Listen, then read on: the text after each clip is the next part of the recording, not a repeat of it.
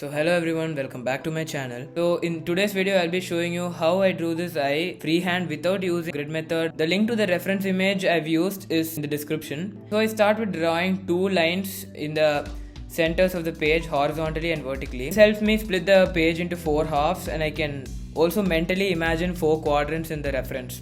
Try to observe the drawing and also leave gaps for the reflection in the eye. And also make sure to draw a smaller circle in the eye for the pupil.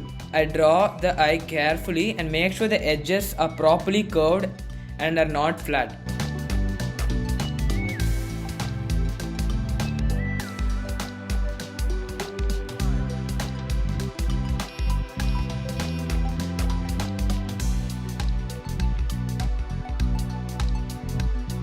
Notice that the eyeball is not completely visible. Make sure you do not draw the eyeball fully. I've seen people drawing eyeballs like a full circle inside the eye. So drawing eyeballs like a complete circle will make it look very unrealistic. Also make sure to draw the outlines very lightly because you might need to erase and correct a lot, especially because you're doing it freehand.